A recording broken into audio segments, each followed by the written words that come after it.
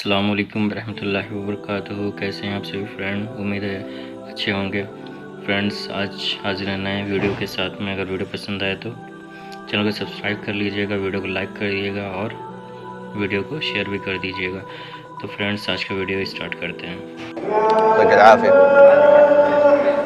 یہ ہمیں شوربہ دی ہے انہوں نے۔ دیکھو پہلے اس طرف فلسطین کی طرف تھا قبلہ، جو مشہور پہاڑ ہے جہاں پر صحابہ کو آپ صلی اللہ علیہ وسلم نے یہ اچھا فیل کرنے کے لیے، دیکھیں رمضان قبا لکھا ہوا ہے ادھر، کیا بات ہے۔ یہ دن ہے، یہ شتہ ہے۔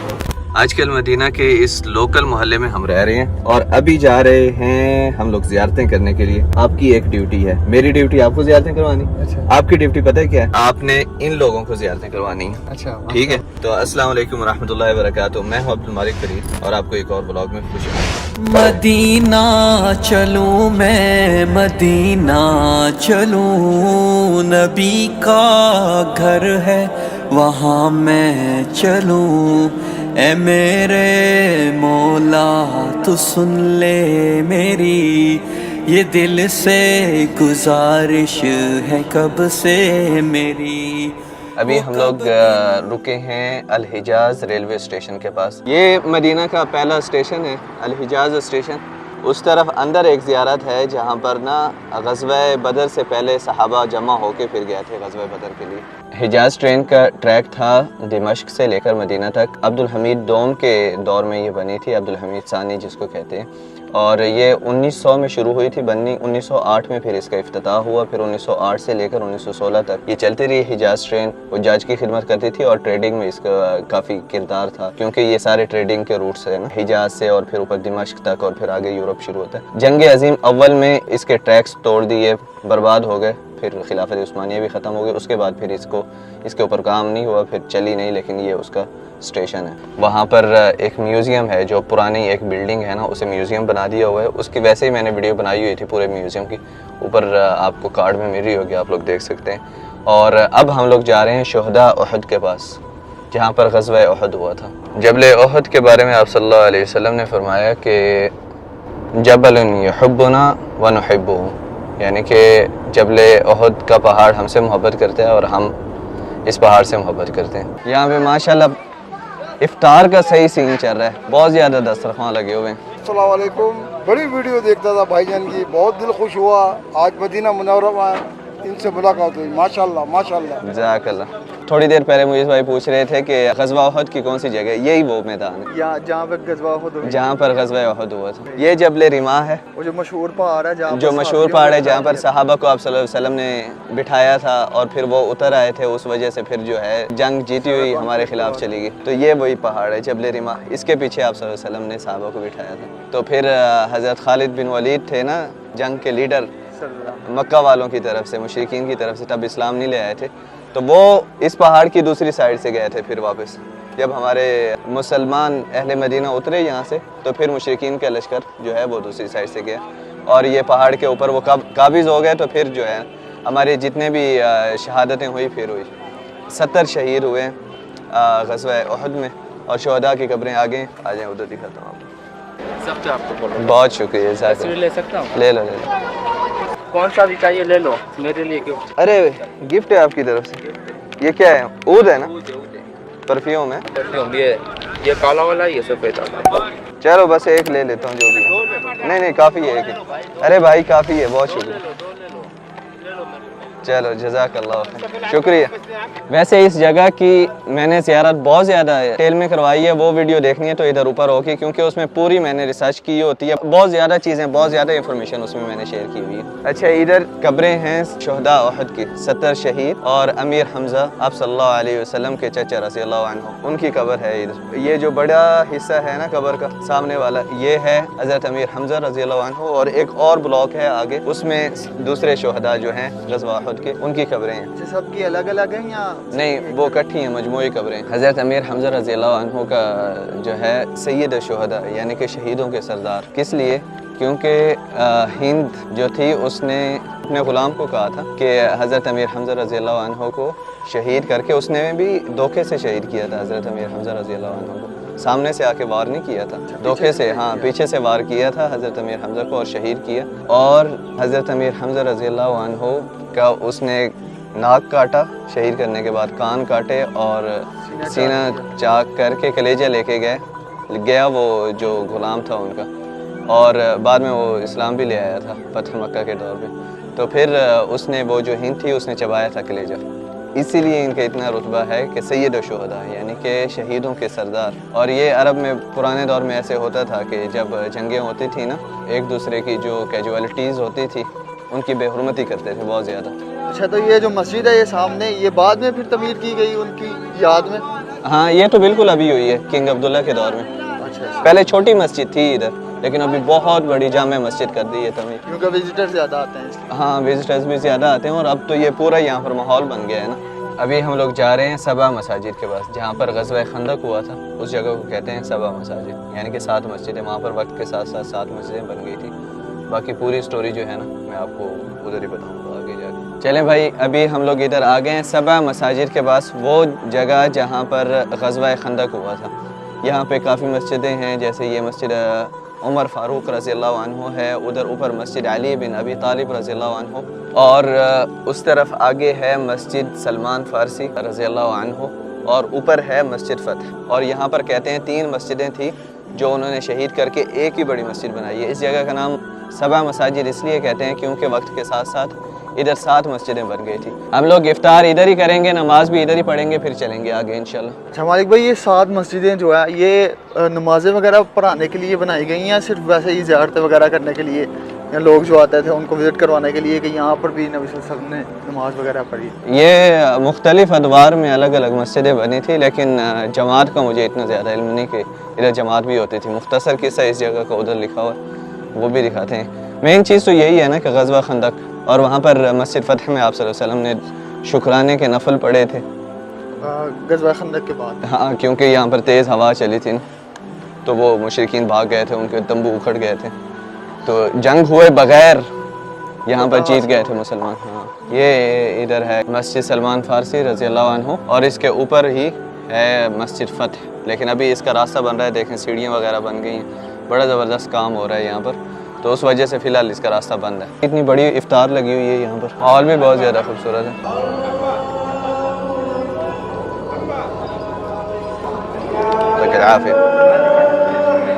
یہ ہمیں شوربہ دی ہے انہوں نے، عربیوں کا کھانا ہوتا ہے شوربہ، دلیے کی طرح ہوتا ہے. الحمدللہ. دیکھیں سامنے آپ کو 14ویں کا چاند نظر آ رہا ہے، آج 13واں روزہ تھا. یہاں پر اندر ماشاءاللہ بہت زبردست ماحول ہے. یہاں پر ہم لوگوں نے مغرب پڑھی، افطار کی، اور ابھی ہم لوگ جائیں گے مسجد قبلتین کے لیے. لیکن اس جگہ کی بہت زیادہ زبردست انفارمیشن میں نے شیئر کی ہے اس ویڈیو میں جو اوپر آ رہی ہے، وہ ضرور دیکھیں آپ، وہ ہائیلی ریکمینڈڈ ہے. ابھی ہم لوگ مسجد قبلتین کے پاس آ گئے ہیں، وہ مسجد جہاں پر نماز میں ہی قبلہ تبدیل کیا تھا. ظہر یا عصر کی نماز تھی، اس میں پیغام آیا کہ قبلہ اب فلسطین سے ہٹ کے، بیت المقدس سے ہٹ کے مسجد الحرام کی طرف آپ نے چہرہ کر کے اب نماز پڑھنی ہے. انہوں نے ایک ہی نماز میں قبلہ تبدیل کیا، مطلب پھر آدھی نماز سے ہی انہوں نے مسجد الحرام کی طرف چہرہ کر لیا اور نماز کمپلیٹ کی. تو آپ دیکھیں صحابہ کس طریقے سے اطاعت کیسے کرتے تھے. آ گیا پیغام کہ قبلہ تبدیل کرنا ہے تو بس نماز میں ہی قبلہ تبدیل کر دیا. دیکھو پہلے اس طرف فلسطین کی طرف تھا قبلہ، اب دیکھو مسجد الحرام کی طرف. ادھر محراب ہے، وہ پرانے محراب کی نشاندہی ادھر کی ہوئی ہے. 310 نمبر گیٹ سے جب آپ مسجد النبوی سے نکلتے ہیں تو یہ سامنے ہے مسجد غمامہ، اور اس طرف ہے مسجد ابو بکر صدیق رضی اللہ عنہ. اچھا جی، یہ مسجد غمامہ ہے، اور اس کے بارے میں وہاں پر انفارمیشن بھی لکھی ہوئی ہے. اور اس مسجد میں آپ صلی اللہ علیہ وسلم نے آخری سال کی عیدیں یہیں پر پڑھی تھی اسی مسجد میں. اور اس کے علاوہ یہ مسجد جو ہے، یہاں پر مسجد بنائی تھی عمر بن عبدالعزیز رحمۃ اللہ علیہ نے. ان سب جگہوں پہ مساجد انہوں نے بنائی تھی جہاں پر آپ صلی اللہ علیہ وسلم نے نماز پڑھی تھی، تو یہ بھی ان میں سے ایک مسجد تھی، مسجد غمامہ. السلام علیکم. یہ ماشاءاللہ دیکھیں بالکل پرانے انداز میں بنی ہوئی ہے یہ مسجد، بہت ہی خوبصورت اس کا نا آرکیٹیکٹ ہے. یہ مسجد غمامہ تو کھلی ہے، لیکن اس کے سامنے یہاں پر ہے مسجد ابو بکر صدیق رضی اللہ عنہ، اور یہ بند ہے. لیکن کیا خوبصورت بلڈنگ ہے اس کی بھی اور مسجد غمامہ کی بھی. یہ مسجد ابوبکر صدیق رضی اللہ عنہ کے لیفٹ سائڈ پہ ادھر ہے مسجد علی بن ابی طالب. یہ ہے بھائی مسجد علی بن ابی طالب رضی اللہ عنہ، لیکن یہ بند ہے، اس کا اندر جانے کا راستہ نہیں ہے، اس کا ترقیاتی کام ہو رہا ہے. اب مسجد غمامہ اس طرف ہے، وہاں سے اس جگہ پہ آئے ہیں ہم لوگ. یہ سامنے ہے مسجد جمعہ، جہاں پر پہلی جمعے کی نماز آپ صلی اللہ علیہ وسلم نے مدینہ میں پڑھی، اس جگہ پر یہ مسجد ہے. یہاں پر قبیلہ سالم بن عوف رہتا تھا، تو آپ صلی اللہ علیہ وسلم جب پیر سے جمعے کے دن تک زوال سے پہلے، یعنی کہ دوپہر سے پہلے تک، جب تک سورج دوسری طرف ڈھلنے نہیں جاتا، تو قباء کی طرف تھے. پھر جب اس طرف آئے تو یہاں پر مہاجرین اور انصار تھے مسجد جمعہ کے پاس. انہوں نے آپ صلی اللہ علیہ وسلم کا استقبال بھی کیا اور ان کی مسجد نہیں تھی، تو آپ صلی اللہ علیہ وسلم نے ان کے ساتھ یہاں پر جمعہ پڑھا، یعنی کہ ان کو جمعہ پڑھایا. تو اس لیے اس مسجد کا نام ہے مسجد جمعہ، اور پہلا جمعہ آپ صلی اللہ علیہ وسلم، ہاں مدینہ کا پہلا جمعہ آپ صلی اللہ علیہ وسلم نے یہاں پر پڑھا. اب بھیا یہ والا راستہ سیدھا ہی آ رہا ہے مسجد غمامہ سے، اور ادھر دیکھیں سامنے مسجد قباء. ابھی یہاں سے ہم لوگ لے رہے ہیں منتو فرموزہ. منتو جو ہے نا موموز کو کہتے ہیں، اور وہ یہاں سے ہم لوگ ٹرائی کریں گے تراویح سے پہلے. پاکستان میں تو کھائے ہوئے ہیں موموز، یہاں پر دیکھتے ہیں یہاں کے دیکھ لو. پاکستان میں تو وہ مسالے ہر چیز میں ڈال دیتے ہیں، ادھر سر نارمل ہوتے ہیں. سوسز ہوتی ہیں، سوس ہوتی ہے. ہاں یہ بھائی یغمش ہے، فرموزہ نہیں ہے. فرموزہ اور چیز ہوتی ہے، یغمش اور چیز ہے. یہ دیکھیں ابھی اس کے اوپر نا پورا مسالہ وسالہ ڈال رہے ہیں. میرا بندوبست کر رہا ہے. ہاں سوس ڈال رہے ہیں اس کے اوپر، چلی سوس. یہ اچھا فیل کرنے کے لیے دیکھیں رمضان قباء لکھا ہوا ہے ادھر. شکراً. اس طرف ہے مسجد قباء، اور ادھر یہ کبدے کی دکان ہے زبردست. یہ بھائی ابو عبداللہ کا کبدہ ہے. یہ ہماری سینڈوچ بنانے لگے ہیں ابھی، ماشاءاللہ تبارک اللہ. اس میں ابھی دیکھیں ہری مرچی اوپر سے ڈال دی ہے، اور یہ لیمن، کیا بات ہے اسے. یہ طحینہ ہے، یہ طحینہ ماشاءاللہ. یہ شتا ہے، زبردست ماشاءاللہ. شکراً. چلیں بھائی یہ ہمارا انتظام آ گیا. بھائی یہ کافی جو ہے نا، کافی انہوں نے فری میں دی ہے، کہا ہے جتنی مرضی پینی ہے پی لو. جتنی دی ہے نا انہوں نے، یہ فری میں بنتی ہے. نہیں یار وہ کہتے ہیں اور پی لو، وہ لے جاؤ، وہ جگ لے جاؤ کہتے ہیں. کیا بات ہے، ماشاءاللہ. مہمان نواز ہے نا اصل. اہل مدینہ بہت زیادہ مہمان نواز ہے. کل نہیں تھے کہ وہاں پہ وہ پاگ والا کس طرح ہاں، مہمان چاچو. نوازی کر رہا تھا. اتنی اس نے کھجوروں کا پورا ٹوکرا ہمارے سامنے لا کے رکھا ہوتا. یہ بھائی سب سے پہلے موموز، ایک اور چیز بھی میں لے آیا ہوں وہاں سے، وہ سب موموز. پیسے جو ہیں نا یہاں پر بیٹھ کے کھانے کے ہیں، سمجھ گئے. اور ادھر ایک چیز مجھے اشارے کر رہی ہے کب سے، اس کے لیے بھی سوس ہونا چاہیے تھا یار. نہیں کراچی والے، ملتان والے جب تک سی نہ کریں نا ان کو آرام نہیں آتا. پٹھان بھی تو سادہ ہی کھاتے ہیں کافی. تو نمک وغیرہ صحیح ڈالتے ہیں. ہاں نمک ومک ہم تو ہوتا ہے. اب ہمارے ڈنر کی تیسری چیز، یہ پورا انتظام ہو رہا ہے بھائی تراویحوں کے لیے. یہ سینڈوچ لیے انہوں نے، کہا ہے کہ تازہ آپ کو بنا کے دے رہے ہیں، اس میں سوس ووس ڈالا ہے کہتے ہیں. میں نے ان کو کہا تھا جتنے بھی سوس ہیں نا سارے ڈال دو. یہ دیکھو اندر سے بیسٹ ہے، ہاں بہت زبردست. مرچی بھی ہے، سوس بھی ہے، ہر چیز ہے.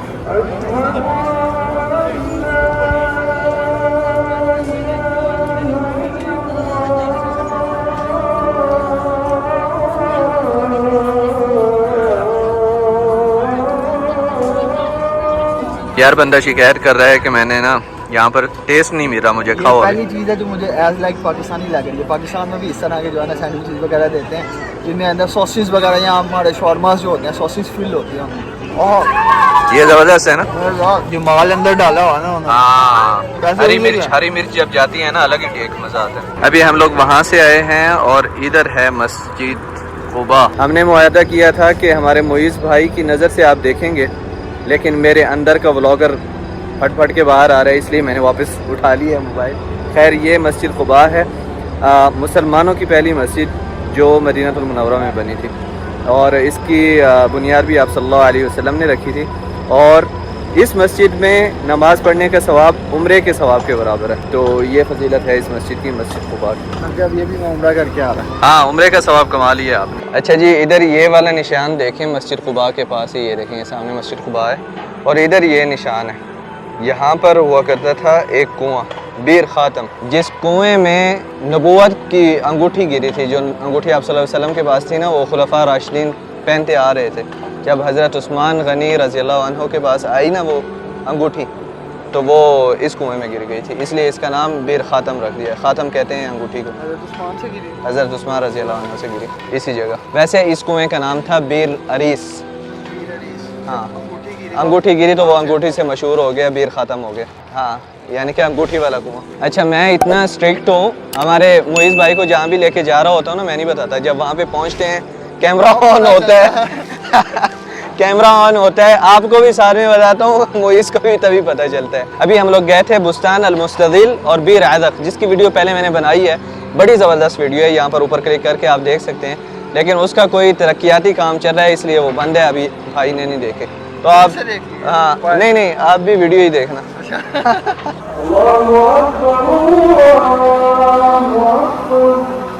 اچھا جی ابھی آئے ہیں ہم لوگ یہاں پر مسجد بنی منیف کے پاس. یہ دیکھیں مسجد قباء کے پاس ہے، ادھر ہے مسجد قباء، ادھر ہے مسجد بنی منیف. لیکن یہاں پہ ہے اندھیرا اور ہم آپ کو ملتے ہیں دن کے ٹائم.